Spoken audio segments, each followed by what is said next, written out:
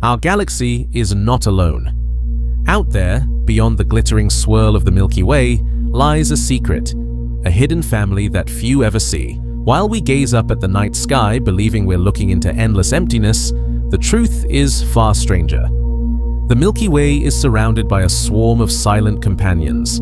They drift unseen, faint as breath, bound to us by invisible threads of gravity.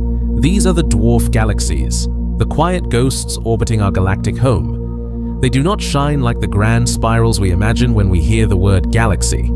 They are dim, ragged, and fragile, almost dissolving into the dark. But make no mistake, they are galaxies too. And without them, the universe as we know it would never have come to be. For billions of years they've followed us, circling like moons around a planet. Dozens of them, perhaps hundreds, moving in slow, graceful orbits. Some are close enough to be shaped by our gravity, torn and stretched into delicate ribbons of starlight. Others wander at the edge of the Milky Way's reach, half bound, half free. Together, they form a kind of celestial halo, a quiet crowd around a shining monarch. Yet until recently, we barely knew they existed. To early astronomers, the sky seemed to contain only the obvious: the bright spirals, the glowing clusters, the massive giants like Andromeda. Dwarfs were invisible, their faint light drowned by distance, their smallness hiding them from our eyes. It wasn't until the rise of digital sky surveys and space telescopes that these hidden worlds began to reveal themselves, one by one, like whispers in the cosmic dark. When the first dwarf galaxies were confirmed orbiting the Milky Way, astronomers were stunned. They weren't just random clusters of stars. They were time capsules, fossils from the earliest days of creation. Each one carries a story older than the Milky Way itself. Their stars are ancient, their light stretched thin across space and time. Studying them is like reading the oldest pages of the universe's diary, written in the faintest possible ink. Imagine a galaxy with only a few thousand stars. In a universe where the Milky Way holds nearly 400 billion, that number sounds almost laughable. And yet, those few thousand stars can reveal how everything began. They are survivors of the universe's childhood, small systems that never merged into larger galaxies, never tore themselves apart in cosmic collisions. They are the originals, the building blocks from which everything else was assembled. If the Milky Way is a sprawling city of light, then these dwarfs are the ancient ruins on its outskirts, fragile, nearly forgotten, but holding clues to the city's birth. Look up at the night sky. Somewhere in that black ocean, hidden between the bright constellations, lies one of our closest companions, the large Magellanic Cloud. It appears to the naked eye as a faint smudge in the southern hemisphere, but through a telescope, it reveals itself as a neighboring galaxy, orbiting us just 160,000 light-years away. Beside it drifts its smaller sibling, the small Magellanic Cloud, a lopsided wisp of starlight being stretched and torn by gravity's tug-of-war. These are the visible ones, the few that make their presence known. But they are only the beginning. Dozens more hide in the shadows, tiny, faint, and ancient. Some are so diffuse that their stars are spread thinly across vast distances, like sand scattered by the wind. Others are dense but dark, their light swallowed by the void. Many are invisible to the human eye, detectable only through their stars' collective motion, faint murmurs that betray the presence of a hidden mass. And what is that mass? Dark matter, the invisible glue that holds galaxies together. It's the same mysterious substance that shapes the entire universe, yet cannot be seen or touched. Dwarf galaxies are drenched in it. In fact, they contain more dark matter than visible matter, making them some of the most mysterious objects in existence. They move as if they are heavier than they should be, as if something unseen, something enormous, anchors them in place. Scientists now realize that these ghostly companions may hold the key to understanding dark matter itself. If we can decode the way their stars move, we might learn what dark matter truly is, the secret force that sculpts the cosmos. But the dwarfs aren't just clues to dark matter. They are witnesses to the Milky Way's violent past. Some of them are survivors of ancient collisions, galaxies that the Milky Way once devoured, their remnants still orbiting as skeletal remains. Others are newcomers, drawn toward us by gravity, doomed to fall and be consumed in their turn. Our galaxy is not just surrounded by these smaller galaxies, it's built from them. billions of years ago, the Milky Way was not the grand spiral we see today. It was a collection of smaller fragments, dwarf galaxies merging, colliding, and fusing together under the pull of gravity.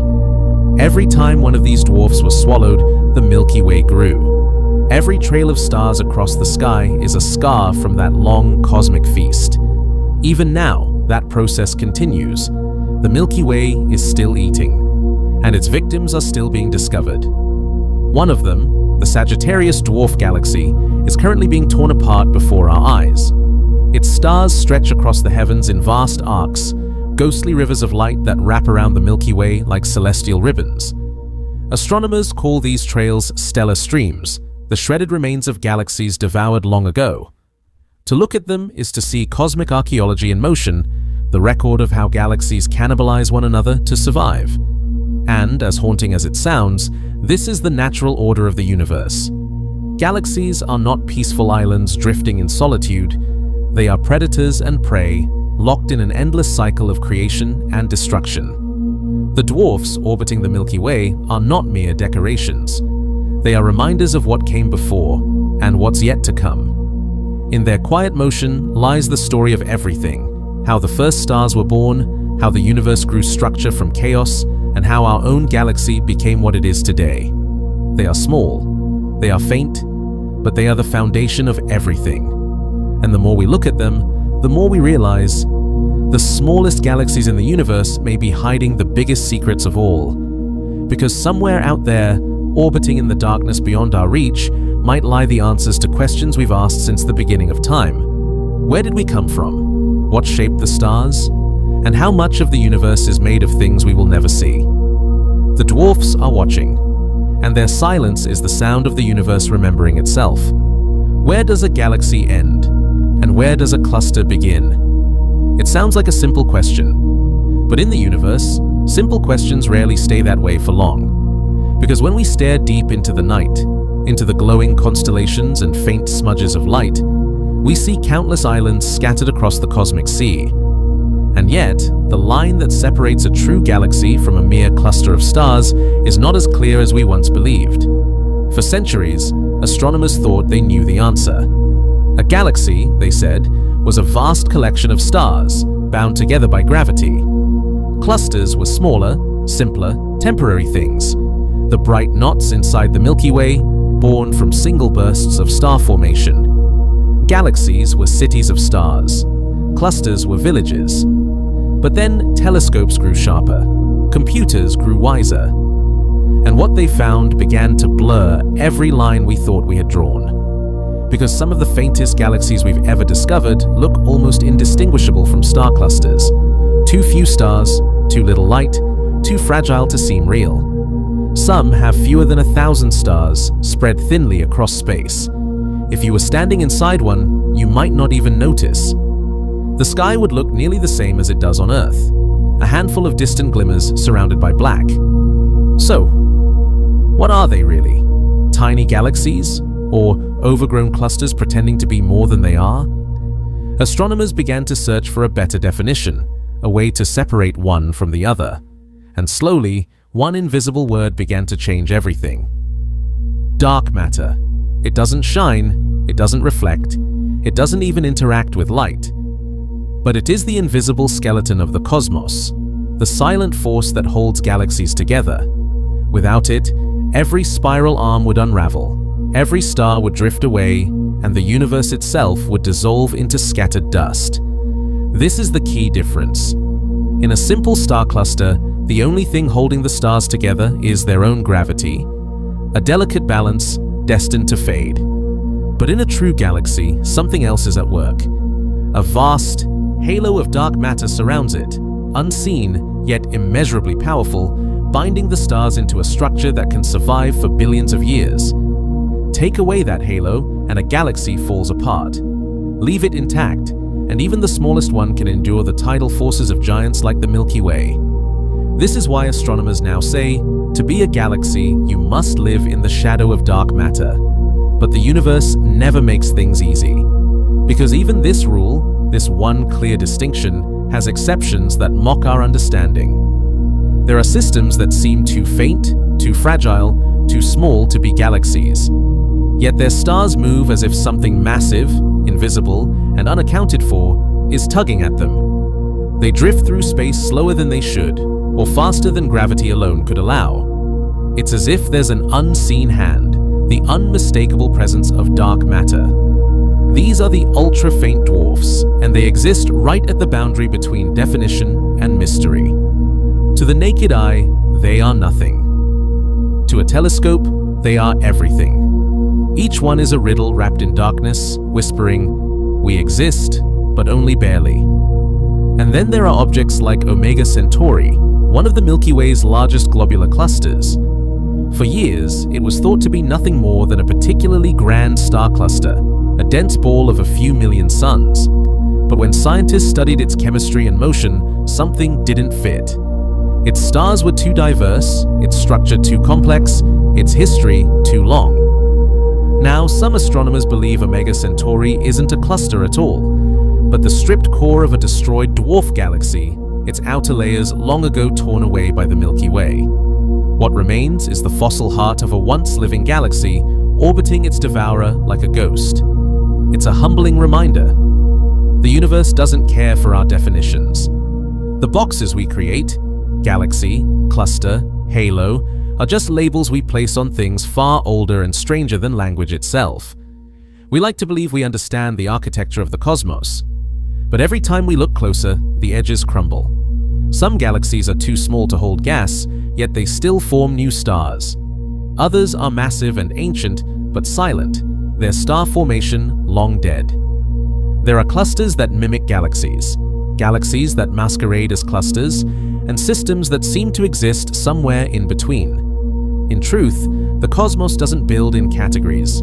It builds in continuums. Everything fades into everything else. Still, if there's one pattern that stands out, it's this: complexity. A galaxy isn't just a group of stars. It's an evolving ecosystem, a living system shaped by gravity, gas, and the invisible architecture of dark matter. It can grow, change, and even die. A cluster, by contrast, is more like a snapshot, a fossil from a single moment of creation. When a cluster forms, its stars ignite all at once. They burn, they shine, and they slowly fade together. But in a galaxy, new stars are born from the ashes of the old. Gas clouds collapse, supernovas enrich space with heavier elements. New generations rise from the debris of the dead. That cycle, that long, patient story of renewal, is what makes a galaxy a galaxy. And yet, even that rule trembles in the dark, because some dwarfs, tiny, gasless, nearly dead, no longer create stars. Are they still galaxies, or have they crossed back into fossilhood, becoming little more than stellar relics orbiting a giant? Science wrestles with this uncertainty, but perhaps that's the point.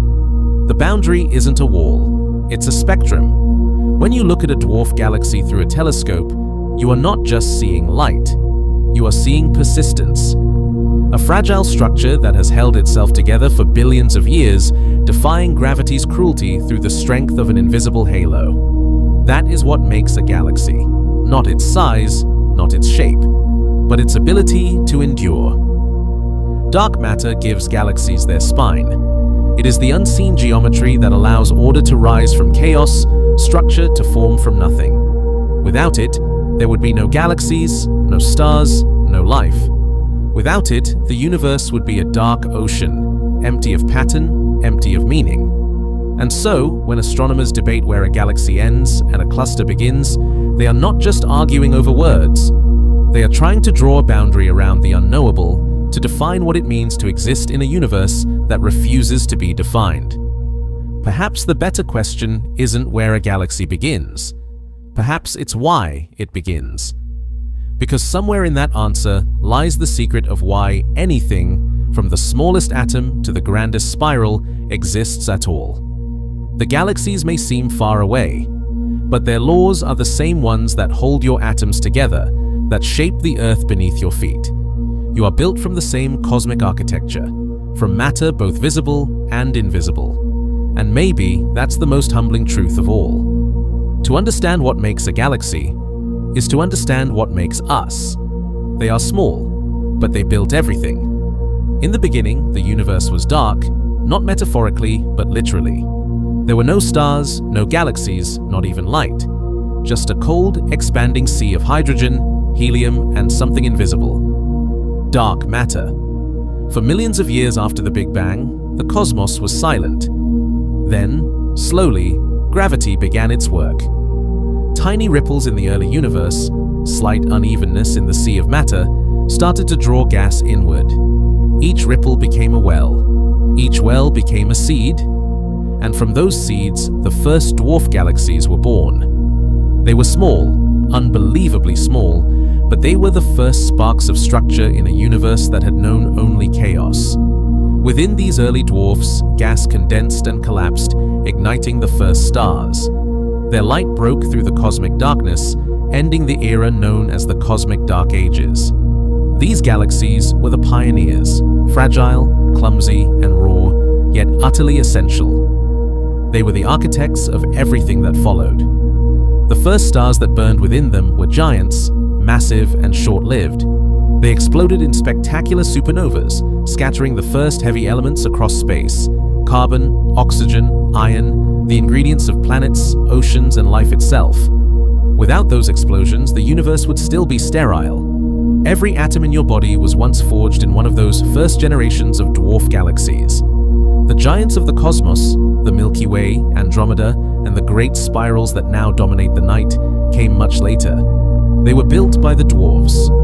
In the early universe, countless small galaxies drifted through space like glowing embers, colliding, merging, and fusing under the relentless pull of gravity.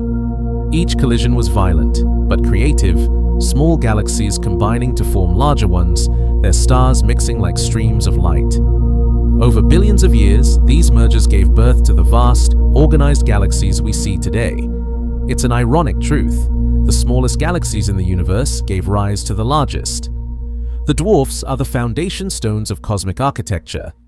Even now, they remain the most common form of galaxy in existence.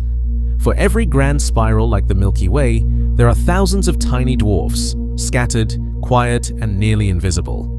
If galaxies were cities, the universe would not be made of a few glowing metropolises.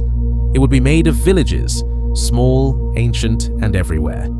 And yet, these villages hold the blueprints of creation. When astronomers look deep into the night sky with powerful telescopes, they can see galaxies as they appeared billions of years ago, back when the universe was young. And what they find, again and again, are not giants, but dwarfs. Tiny smudges of light, faint and irregular, flickering at the edge of visibility. These are the first galaxies, the universe's original architects, preserved in light that has traveled across all of time to reach us. They tell a story that reverses everything we once assumed. We used to believe that the universe began big, that large galaxies formed first, and smaller ones were their fragments. But the evidence now says the opposite. The cosmos built itself from the bottom up. The small came first. The large came later. This is called hierarchical formation, and it means that every galaxy, even our own, carries within it the ghosts of the smaller galaxies it once consumed. The Milky Way, the great spiral that houses our sun, is a graveyard of dwarves. Its stars include the remnants of dozens of small galaxies that fell into it over billions of years, each one devoured, each one adding its light to our sky. Some of those ancient mergers still leave trails, faint streams of stars stretched across the heavens like fingerprints from forgotten collisions. The Sagittarius Stream, the Orphan Stream, the remains of the galaxies that came before us. In that way, every galaxy is both a builder and a destroyer. Every star we see may once have belonged to something smaller, something older, something that vanished so that something greater could exist. The dwarfs gave birth to the giants. And yet, not all of them were devoured. Some survived, orbiting their massive descendants like children circling their ancient parents. They linger in the halos of galaxies like the Milky Way, small, faint, and loyal, locked in slow gravitational dances that have lasted since the dawn of time. They are living fossils, cosmic relics that show us what the universe looked like when it was still learning how to make galaxies. Their stars are primitive, their chemistry simple, their shapes irregular and unrefined. And because of that, they are perfect. Perfect time capsules, frozen records of the first moments when starlight began to shine. If you could travel to one of these dwarfs, you would find yourself in a place of astonishing quiet. There are no brilliant spiral arms, no blinding galactic cores. The stars are sparse, spread thinly across the black.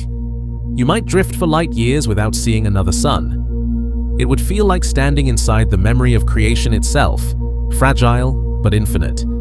And yet, these quiet places shaped everything. They taught the universe how to build. They showed gravity how to sculpt light. They taught matter how to endure. Without them, the Milky Way would never have existed. The stars that gave birth to Earth and the Sun would never have formed. The atoms that make up your blood, your bones, your breath, all of them trace back to these forgotten galaxies, these first cosmic architects. In a way, we are their descendants too. But even now, the dwarfs are not done shaping the universe. Around every major galaxy, Andromeda, the Milky Way, Centaurus A, swarms a population of dwarfs, orbiting silently like planets around a star. Some are being stretched apart, their stars pulled into streams that lace the sky. Others are merging, their slow collisions adding to the mass of their parent galaxies. The process that began at the dawn of time continues even now, right above our heads. And so the dwarfs remind us of something profound. Creation never stops. The universe is not a completed masterpiece hanging still in the void. It is alive, constantly reassembling itself from its smallest parts. Every collision, every faint spark of starlight, every ghostly dwarf drifting at the edge of darkness. It's all part of the same eternal process. And that's the twist. The universe doesn't belong to the giants. It belongs to the small. The giants are just the visible peaks of a mountain built by countless unseen foundations below. For every Andromeda that lights up the sky, there are thousands of dwarfs that no eye will ever see, silent architects holding up the cosmos. They may be tiny, they may be faint, but their fingerprints are everywhere.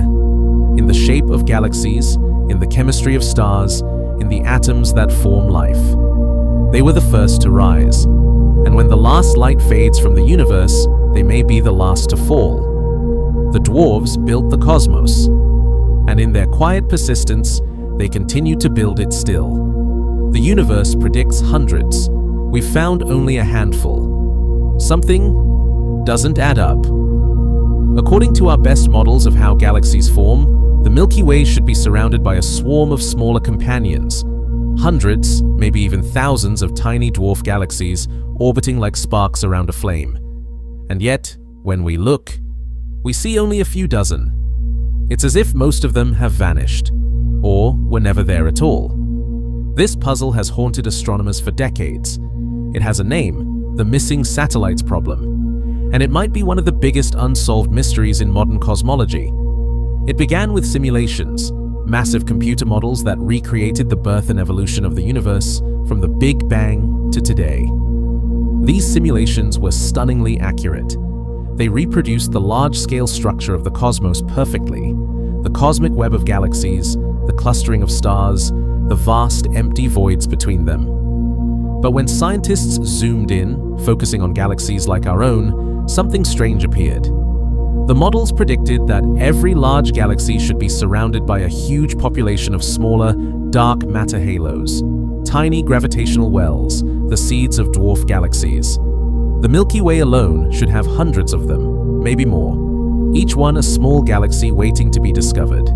Yet when telescopes searched the sky, they found only a few. The large and small Magellanic Clouds, the Sagittarius Dwarf, a handful of faint spheroidals like Fornax, Sculptor, and Draco. That's it. The rest were missing. The contrast was staggering. The computer universe was crowded and buzzing with activity, a hive of small galaxies swirling around every major one.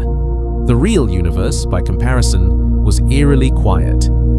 So what went wrong? Were our telescopes simply too weak to see them?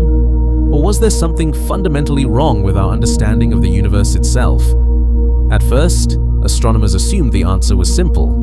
Maybe the dwarfs were there, just too faint to detect. Many of them might have so few stars that their light is almost non-existent, hidden in the background glow of the Milky Way. But as technology improved, as sky surveys became deeper, more sensitive, and more precise, new dwarfs began to emerge from the darkness. The Sloan Digital Sky Survey uncovered several faint companions orbiting the Milky Way. Later, the Dark Energy Survey revealed even more, faint smudges of light at the edge of detection. It was thrilling, for a moment. Each new discovery felt like a victory. But even as the list grew, the numbers still didn't match. We found dozens, maybe a few hundred at best, still far fewer than predicted. The mystery refused to die. And so, scientists began to wonder, maybe it wasn't our telescopes that were blind, maybe it was our theories. Because if these missing satellites truly exist but we can't see them, then something must be preventing them from shining. Something that stops them from forming stars at all. In the early universe, when the first stars ignited, they flooded space with radiation. This energy heated and scattered the thin gas between galaxies, making it harder for small, dark matter halos to collect material and form stars. Perhaps that's what happened to most of the predicted dwarfs. They tried to form, but the universe itself shut them down. Those halos would still exist today, but dark and invisible, orbiting like ghosts. Galaxies made of dark matter alone. It's a haunting idea. Entire galaxies that contain no stars, no light, nothing we can ever see directly. They move silently through the universe, influencing what's around them through gravity, but forever hidden from view. Some astronomers call them dark galaxies. Others say they're failed galaxies, attempts by the universe that never quite succeeded. If that's true, then our sky is not empty at all. It's crowded with unseen structures, passing through us, around us, every moment. But there's another possibility, a more unsettling one. What if the problem isn't with the galaxies, but with our understanding of dark matter itself? For decades, we've built our cosmic model around the idea of cold, dark matter, slow-moving invisible particles that cluster easily, forming the scaffolding for all galaxies to grow upon. This model explains almost everything we see on large scales, but maybe, just maybe, it breaks down on small ones. If dark matter isn't cold but warm, moving faster in the early universe, it would smooth out the smallest structures. The tiniest halos would never form, and the missing satellites wouldn't be missing at all. They simply would never have existed. Some go further still. They suggest dark matter might interact with itself, particles colliding, scattering, and reshaping their distributions in ways we don't yet understand. If that's true, our entire model of galaxy formation could need rewriting. Each possibility, faint galaxies, dark halos, new physics, leads us deeper into the unknown. And the tension keeps growing. If the dwarfs are hiding, we should eventually find them. If they aren't there, then our map of reality, our understanding of the universe's invisible framework, is incomplete. The stakes couldn't be higher. Because the missing satellites problem doesn't just question where the small galaxies went, it questions how the universe works. It's a cosmic detective story with no clear culprit. Are the dwarfs invisible? Are our theories wrong? Or has the universe simply kept secrets we're not yet ready to uncover? Even now, the mystery evolves. Modern telescopes like the Vera C. Rubin Observatory and the James Webb Space Telescope are peering deeper into the sky than ever before. They're searching not just for light, but for motion, the subtle gravitational whispers of unseen masses orbiting in the dark. And there are hints, faint patterns in the movement of stars at the edge of the Milky Way, tiny distortions in the halo, ripples that shouldn't exist. Each one might be the footprint of a hidden satellite, an unseen galaxy moving through the void. Perhaps the missing satellites aren't missing at all. Perhaps we've just been looking the wrong way, expecting light, when what we should be searching for is gravity itself. Because the universe doesn't always reveal its secrets through brightness. Sometimes it speaks only through motion. So the hunt continues, through the data, through the darkness, through the quiet spaces between stars. And as we listen to the faint gravitational murmur of the cosmos, we realize something profound. What's missing may not be gone. It may be waiting, right where it's always been, unseen, unlit, but very, very real. To find a galaxy that barely glows, you must learn to see the invisible. In a universe filled with blinding stars, brilliant nebulae, and galaxies that blaze across millions of light years, the faintest things are often the most important. And, for a small group of astronomers, those faint things have become an obsession. Their quarry? Ghosts. Galaxies so dim that they barely exist at all. Faint smudges on the edge of detectability, fragments of cosmic memory hiding in the night. Their light is so weak that it can vanish entirely in the noise of the sky. Yet, within those whispers of brightness lie the answers to some of the biggest questions in astronomy. Who built the Milky Way? How does dark matter shape the universe? And what else might be orbiting us in the dark, unseen, but very much real? These are the questions that drive the hunters of shadows. Their journey begins not with a telescope in the traditional sense, not with a single lens or mirror aimed at the heavens, but with data, endless data. In the digital age, the night sky isn't just watched, it's scanned. Vast surveys map every corner of the heavens, capturing billions of stars and galaxies in intricate detail. The challenge is not looking, it's seeing. Because hidden among those billions of points of light are the faintest traces of something extraordinary. The story of these hunters begins with a project called the Sloan Digital Sky Survey, or SDSS, a telescope in New Mexico that quietly changed astronomy forever. It didn't chase comets or photograph pretty nebulae, it did something more profound. It mapped. Patiently, systematically, and relentlessly, it scanned large sections of the sky night after night, recording everything, every star, every flicker, every patch of faint light. And in those mountains of data, something unexpected began to appear. Small clusters of stars that shouldn't be there.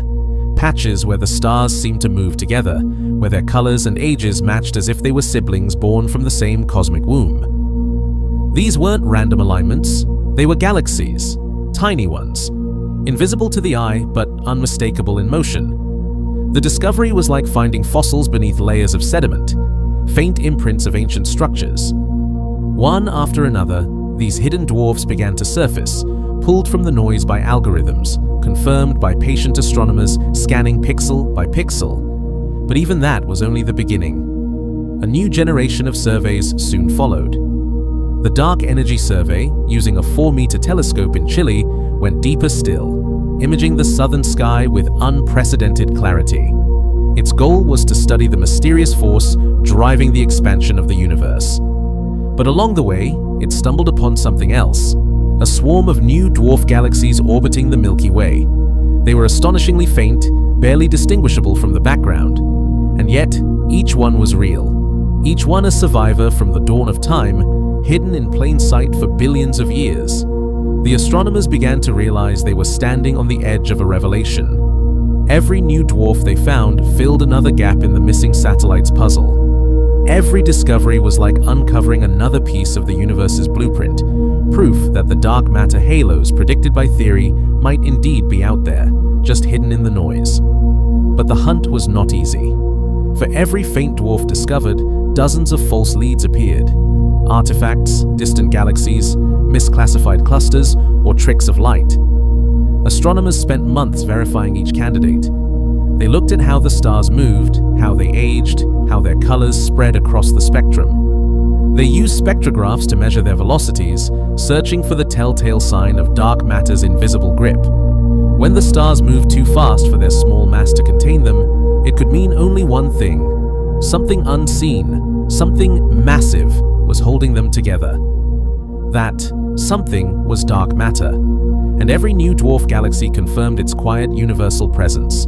Still, the faintest dwarfs remain beyond even our best telescopes. That's why a new generation of instruments is rising, the Vera C. Rubin Observatory, perched high in the Chilean Andes. When it opens its eyes, it will begin a project called the Legacy Survey of Space and Time, scanning the entire sky again and again, creating a living movie of the universe. Where earlier telescopes captured snapshots, Rubin will capture motion. It will track how the heavens change, how faint objects move, brighten, or fade. And in that endless film of the cosmos, astronomers hope to spot the faint signatures of new dwarfs, the smallest, dimmest galaxies ever found. Imagine it, a galaxy so faint that it contains only a few hundred stars lost in the sea of billions. A galaxy where each star's light is so weak that only the combined glow of all of them, less than a single pixel on a modern image, gives it away. That is what these hunters are chasing. Not bright spirals or glittering clusters, but shadows. And yet, for those who spend their lives searching for them, the thrill is unlike anything else. Every faint discovery is a conversation with the universe's past, a glimpse of how it all began. Astronomer Beth Willman once described the feeling as seeing the ghost of creation itself. Others compare it to archaeology on a cosmic scale, uncovering fossils not in rock and dust, but in starlight and time. But it's more than science. There's emotion in it too. The quiet awe of knowing you're witnessing something that has survived for billions of years, unseen by any eye until now. Because these tiny galaxies, these faint smudges of light, are not just astronomical curiosities. They are living memories. They carry within them the story of how the universe learned to build. Every dwarf found reshapes the cosmic map. Everyone adds another thread to the grand tapestry of how galaxies form, merge, and evolve. Each discovery brings us closer to understanding the unseen skeleton of dark matter that underlies all structure, the true architecture of everything. And yet, the irony remains. The better we get at seeing, the more we realize how much remains hidden. Even the deepest surveys will never capture it all. There will always be galaxies too faint, too distant, or too dark for any telescope to find. And that realization, that vastness beyond even our instruments, humbles even the greatest minds. Still, the hunters keep going. Night after night, they search through oceans of data, chasing glimmers no brighter than candlelight across the void. Because every faint smudge might be the start of a revelation. Every unnoticed pixel might hold the key to rewriting what we think we know about the universe. To find a galaxy that barely glows, you must learn to see the invisible. To understand the invisible, you must learn to listen to silence. And that silence, the quiet hum of starlight at the edge of nothingness, is where the universe keeps its oldest secrets. In that silence, the hunters of shadows continue their work. Not because the galaxies call to them in light, but because they whisper through the dark. Our galaxy is a cannibal, and the victims still orbit its corpse. It sounds like a line from some cosmic horror story, but it's not. It's truth. The Milky Way, the serene spiral we imagine glowing peacefully in the night, hides a violent secret. Beneath its beauty lies a history of consumption. Over billions of years, it has devoured countless smaller galaxies, tearing them apart, absorbing their stars, and erasing their identities until only faint traces remain. This is galactic cannibalism, and our galaxy is one of its most accomplished predators. It wasn't always this way. Long ago, before the Milky Way became the grand spiral we know, it was small, just another faint, irregular dwarf struggling for survival. But gravity is hungry. And as eons passed, it pulled smaller systems inward, one after another. Each one was shredded, scattered, and folded into the Milky Way's growing mass. Every time the Milky Way fed, it changed, gaining new stars, fresh gas, and new momentum. Every act of destruction built something larger. Every victim became part of the whole. And yet, their ghosts still linger. High above and below the galactic disk, far from the spiral arms and bright nebulae, the Milky Way's halo is littered with stellar streams, long, faint rivers of stars arcing across the sky. These aren't random. They are the stretched remains of galaxies that once lived, now torn into shimmering threads by gravity's relentless hand. Each stream tells a story. Each is a scar. The most haunting of all belongs to the Sagittarius dwarf galaxy, one of the Milky Way's last surviving victims, still in the act of being devoured. Discovered only in the 1990s, the Sagittarius dwarf was already dying when we found it. Its stars were being pulled away, dragged into vast loops that wrap almost completely around the Milky Way. The galaxy itself, once a modest collection of stars and dark matter, now exists as a faint core, slowly dissolving as it plunges through the Milky Way's disk again and again. Each orbit strips more stars away. Each pass through the galactic plane stretches it thinner. In time, nothing will remain but its stream, a glowing ribbon encircling the heavens, a necklace of lost suns glinting against the black. And yet, there's a strange beauty in that destruction. The same process that kills a galaxy also creates something new. When the Sagittarius dwarf plunges through the Milky Way's halo, its gravity stirs the surrounding gas, compressing it, triggering waves of star formation. It's possible that some of the stars we see in the Milky Way's outer disk, even stars like our Sun, owe their existence to these collisions. Life, in a very literal sense, may be born from galactic death. It's an ancient rhythm, destruction feeding creation, collision birthing renewal. Every spiral galaxy, every elliptical, every grand system in the sky has grown this way.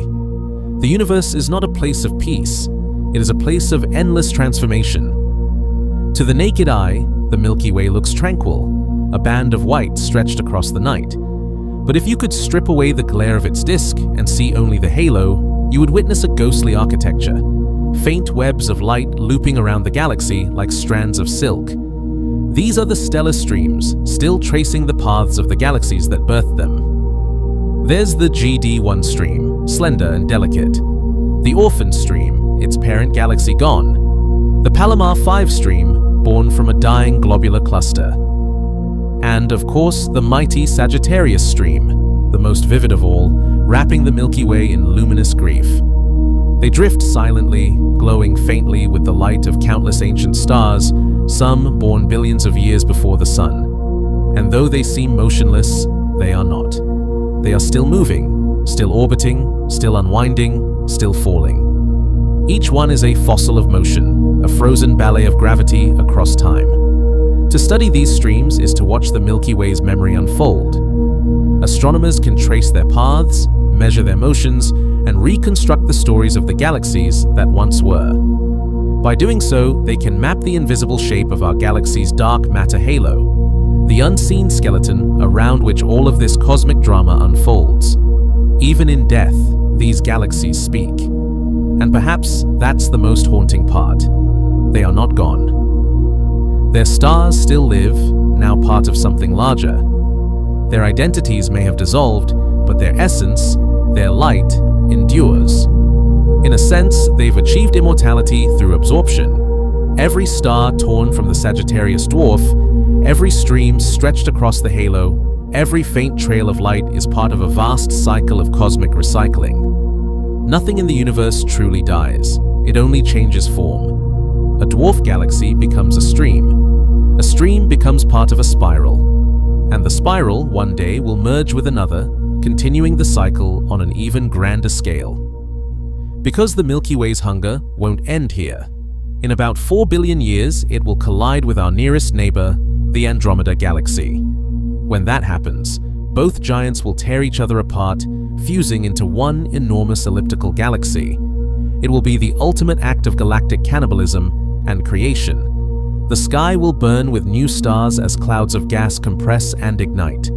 Old stars will be flung into the void, and somewhere within that chaos, the ghosts of the dwarfs, the same galaxies that once built and fed the Milky Way, will still be there, their stars scattered across the new cosmic city, living on in another form. In that distant future, there will be no Milky Way, no Andromeda, only their merged descendant. But woven through its stars will be the memory of every small galaxy that ever was. So when we look up tonight and trace the faint streams arcing through the dark, we're not just seeing remnants. We're seeing the cycle of the universe itself, creation through consumption, beauty through violence, immortality through transformation. Our galaxy may be a cannibal, but it is also a monument, built from the bones of the galaxies it consumed. Every star in its halo, every faint ribbon of light, every glowing cluster tells the same story. Nothing is ever truly lost. The galaxies that died are not gone. They became us. And in the silent graveyard of stars that circles the Milky Way, the universe whispers its oldest truth, that even in destruction there is creation, that even in death there is light, and that the cosmos itself, in all its violence, is still a work of infinite grace. Two galaxies caught in an eternal dance, torn between each other and a giant. They spin at the edge of the Milky Way's domain, locked in a gravitational embrace so intricate, so violent, and so beautiful that it's been unfolding for billions of years. They are the Large and Small Magellanic Clouds, the most famous of our galaxy's companions.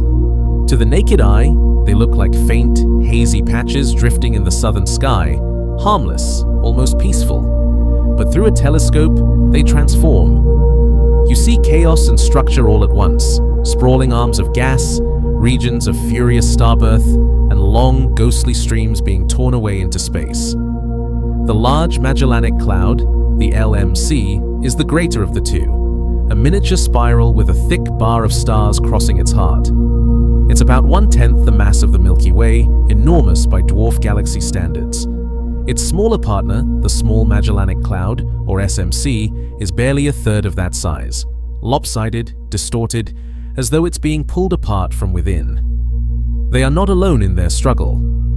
Above them looms the Milky Way, vast, ancient, and unrelenting, tugging at both like a puppeteer pulling invisible strings.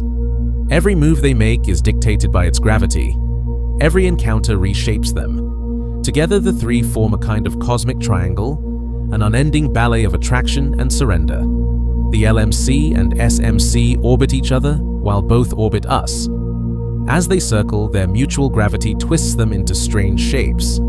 Streams of gas stretch between them, torn loose by their encounters. These are the Magellanic Bridge and the Magellanic Stream, vast ribbons of material stretching across hundreds of thousands of light years, forming a celestial scar across the sky. The bridge is a tether, a luminous umbilical cord of gas and stars connecting the two dwarfs. It's proof that they are not just neighbors, they are bound. Within it, young stars have been found, stars born from gas torn free by the gravitational struggle. It's as if the act of being pulled apart has created new life between them. Beyond the bridge lies something even more haunting, the Magellanic Stream. It's invisible to our eyes, but when radio telescopes tune to the frequency of hydrogen, it comes alive. A colossal river of gas that trails behind the clouds like a comet's tail, curving and twisting through the Milky Way's halo. It's made of the material ripped from both galaxies, the slow bleed of their existence. Over time, that stream will rain down upon the Milky Way, feeding it with fresh gas, fueling new waves of star formation. The very act of being torn apart will make our galaxy richer. This is the duel of the Magellanic Clouds, a dance of creation and destruction written in the language of gravity.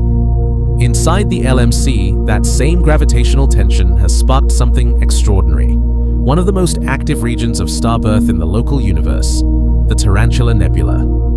It's a vast, luminous cloud of gas and dust, blazing with young stars so hot they make the nebula glow like a furnace. Within its tangled filaments lies the most massive star ever observed, a giant more than 250 times the mass of the Sun, burning with unimaginable fury. The Tarantula Nebula is more than a stellar nursery.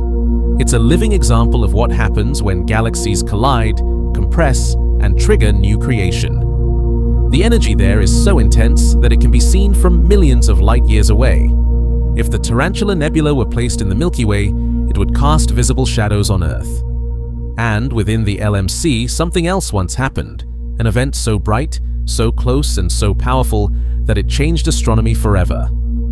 In February 1987, the sky over the southern hemisphere briefly gained a new star, supernova 1987A, the closest supernova seen in modern history. For months, it outshone every other star in its host galaxy. Astronomers watched as a massive blue supergiant tore itself apart in a blinding explosion, scattering its outer layers into space. It wasn't just a spectacle, it was a revelation. For the first time, scientists could observe the entire life cycle of a supernova in detail. They saw its expanding rings, its shock waves, and even the birth of the elements that would one day form new stars, new planets, and perhaps new life. That single explosion, born in the Magellanic Cloud, gave us a window into how the universe recycles itself. Every atom of iron in your blood, every grain of calcium in your bones, every spark of oxygen in your breath, once came from events like that. And they are still happening, right now, within the Magellanic Clouds. Explosions and births, destruction and renewal, endlessly intertwined. But there's a twist. For centuries, astronomers believed these galaxies had been orbiting the Milky Way for eons, circling countless times in a slow gravitational waltz. But new data, precise measurements from the Gaia Space Observatory, suggest something startling. The Magellanic Clouds might be newcomers. They may be falling toward the Milky Way for the first time. If that's true, then we're witnessing a cosmic event in real time.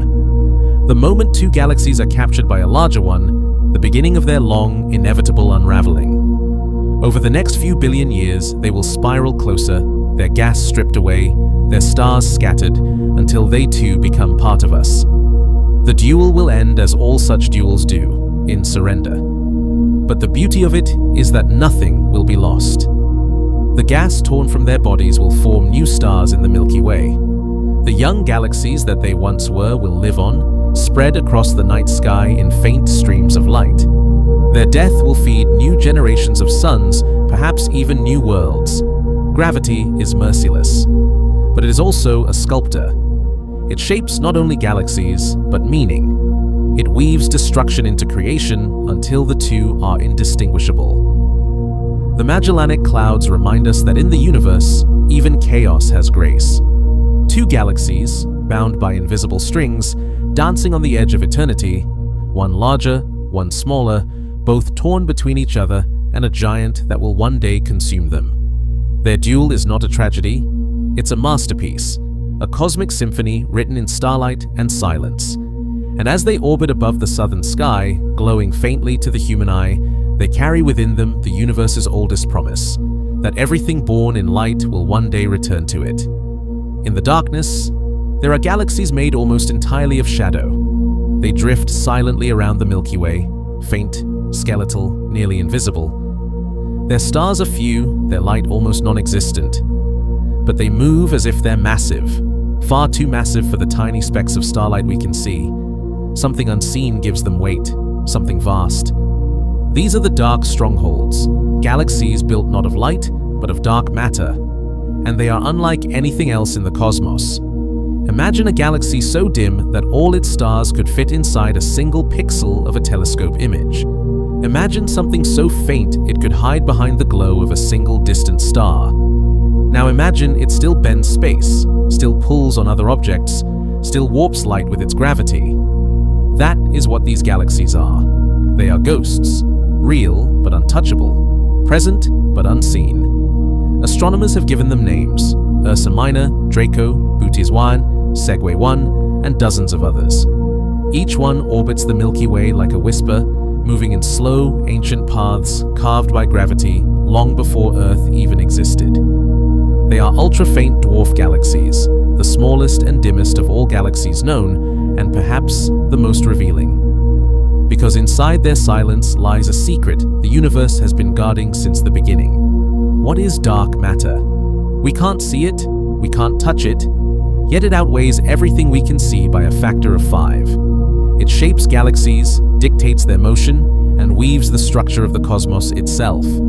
But no one knows what it is.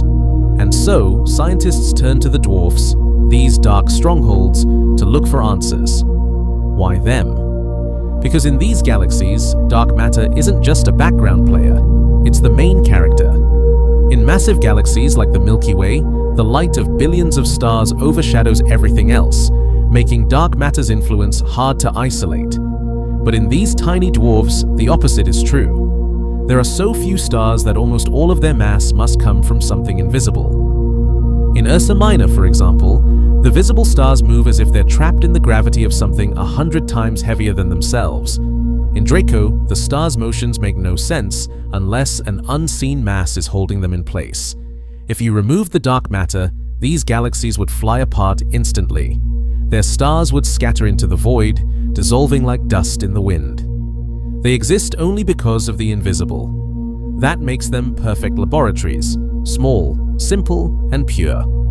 They are nature's experiments, showing us dark matter in its rawest form. Every time astronomers study one of these galaxies, they find something extraordinary.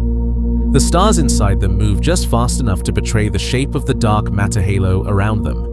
By mapping their movements, their orbits, their speeds, their distributions, Scientists can sketch the outline of something that cannot be seen, and what those outlines reveal is haunting. The dark matter in these dwarfs forms deep, dense cores, concentrations so thick that they dominate every other form of matter inside. Some researchers describe them as miniature dark fortresses, where the stars are prisoners, forever orbiting an unseen king. Yet not all dwarfs follow this pattern. Some show gentler curves, suggesting that their dark matter is less concentrated, more spread out, more fluid. This tiny difference has massive implications. If dark matter forms sharp, compact cores, it suggests it's cold, made of heavy, slow-moving particles that clump together tightly. But if it forms softer, puffier distributions, it could be warm, made of lighter particles that move faster and resist collapsing. In other words, the shape of a dwarf galaxy could reveal the nature of the most mysterious substance in the universe. And so, astronomers watch them closely, measuring every flicker, every motion, every faint glow. The results aren't just data, they are clues. Clues to the architecture of reality itself. Some of these galaxies are so faint that even the world's largest telescopes can barely detect them. Their total brightness might equal that of a single giant star. Others are so fragile that the Milky Way's gravity is slowly tearing them apart, their stars forming streams that mark their final moments. Segway 1, one of the faintest ever found, may contain only a few hundred stars. And yet, it's one of the most dark matter-dominated systems in existence. It is a galaxy made almost entirely of the unseen, a pure shadow in motion. If you could stand inside one of these galaxies, you would see almost nothing. The sky would look almost identical to the one you see on Earth. A few stars above, an ocean of black beyond. You might not even realize you were inside a galaxy at all. And yet, all around you, the invisible scaffolding of dark matter would be holding you in its grasp, a ghostly architecture you could never perceive. It's an eerie thought. The universe may be filled with these invisible realms, floating between galaxies, unseen by any eye, their stars too few to reveal them.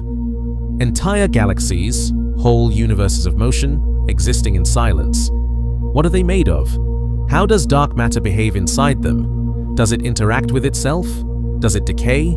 Does it create unseen forces we haven't yet imagined? Every faint dwarf brings us a little closer to answering those questions. In recent years, scientists have found hints that some dwarfs might even be dominated by dark energy, or that their internal structure challenges the very laws of gravity we thought we understood. Some seem to move in ways that defy our standard models, as if the rules themselves bend in the dark. It's possible that in these tiny galaxies lies the key to rewriting physics, to understanding not only what dark matter is, but what reality itself is made of. And that's why these silent galaxies, the smallest, faintest, loneliest objects in the universe, are watched so closely, because they may hold the blueprint of existence itself.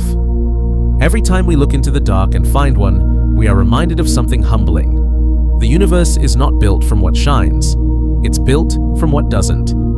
The light we see, the stars, the nebulae, the glowing spirals, is just the decoration. The real universe, the hidden one, is made of shadow. And these dwarfs, Ursa Minor, Draco, Segway 1, Bootes, are its monuments, silent, faint, and enduring. They are the dark strongholds of the cosmos, the places where the invisible becomes undeniable. Perhaps one day, when we finally uncover the true nature of dark matter, we'll realize that these galaxies were not just relics of the early universe, they were messages, whispers from the cosmos itself, saying, "Look into the dark."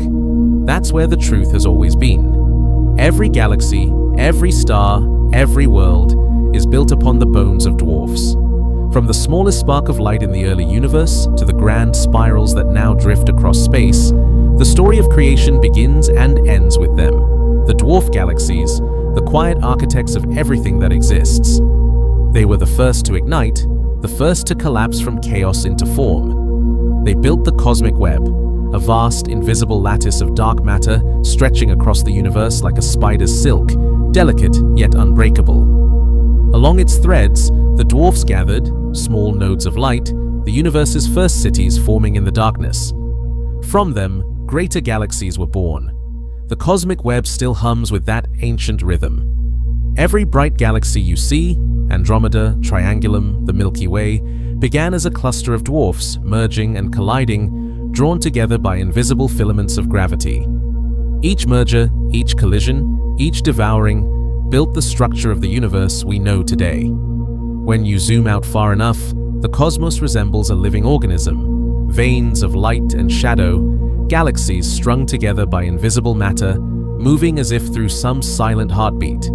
And woven through all of it are the remnants of the dwarfs, the first builders, the eternal foundations. But the story isn't over. The dwarfs still shape the future. Around the Milky Way, they continue their slow orbit, whispering their ancient stories through streams of torn stars. Some are falling inward, doomed to be absorbed. Others will survive for billions more years, drifting untouched at the edge of our galaxy's halo. They are witnesses, fossils of the first age of galaxies, and their fates will help determine the destiny of the universe itself. The future of cosmic discovery lies in their hands, and in the eyes of the next generation of telescopes. For centuries, we looked at the night sky with our eyes, then with glass, then with mirrors and lenses. But now we look with something more powerful, machines that can see the invisible. The Vera C. Rubin Observatory will soon watch the heavens like never before, capturing the entire sky again and again in motion. Every night, it will take a snapshot of the universe, not once, but endlessly, revealing changes we could never perceive in a single lifetime. It will catch galaxies in the act of merging, stars being born, and maybe even new dwarfs drifting in the darkness around us. Then there's the James Webb Space Telescope, already peering into the first moments of creation, seeing the earliest galaxies form just a few 100 million years after the Big Bang. Some of those galaxies are small, primitive, and irregular, unmistakably dwarfs. Webb is not just showing us where galaxies began, it's showing us how the dwarfs sculpted the universe from nothing. And beyond Webb, a new generation waits. Telescopes that will map not just light, but gravity itself, tracing the ripples of dark matter through space and time. They will unveil the hidden skeleton of the cosmos, and with it, the true nature of the dwarfs that cling to its bones. The future of cosmic discovery is not about looking deeper into the bright, it's about learning to see the dark. Because it is in the darkness that the universe hides its memory. Every dwarf galaxy is a chapter in that memory, a record of what came before. Their stars are ancient, their chemistry primitive, their light stretched thin by time. When we study them, we aren't just studying galaxies, we're studying the fossil record of existence itself. They remember the universe when it was young and wild, when gravity first gathered the primordial gas, when the first stars burned, exploded, and spread the ingredients for life. The dwarfs have seen it all, the rise of the giants, the destruction of the weak, the unending cycle of birth and death that defines the cosmos. And in that way, they are more than just galaxies. They are the keepers of the universe's memory. Long after our sun fades, long after the Milky Way merges with Andromeda, some of these tiny galaxies will still remain, drifting alone in the quiet dark, carrying the light of the first stars across an aging universe. Even when the galaxies we know today dissolve into elliptical remnants, even when the stars grow cold and the cosmic web begins to fade, the dwarfs will still exist, faint, stubborn, and eternal. The last lights in a dying cosmos. Perhaps that is their final purpose, to remind the universe where it came from, to keep its story alive when everything else is gone. Because the universe doesn't forget, it only changes form. Every atom that built the dwarfs still exists somewhere, in the stars above us, in the earth beneath us, in the breath we take. We are made of the same stardust that once burned in their ancient hearts. The cosmic story is not a distant one, it's our story too. When you look up at the night sky, when you trace that faint, milky band arcing above, you are seeing the legacy of the dwarfs. You are seeing the work of countless tiny galaxies that collided, merged, and died so that our galaxy, our sun, and we ourselves could exist. The dwarfs gave the universe its structure, its chemistry, its beauty, And one day, when the last light flickers and the universe grows cold, they will be the ones who remember. They will drift quietly at the edge of time, their faint stars burning low, their gravity still binding them, their story still written in the dark. Every galaxy began with them. Every star owes them its birth. And every world, every life, every dream that ever looked up at the stars is part of their legacy. The dwarfs are small, but they are the reason anything exists at all. They are the bones of creation, the keepers of the past, and the last lights of the future. And as long as even one of them still shines, even faintly, the universe itself will never be truly dark.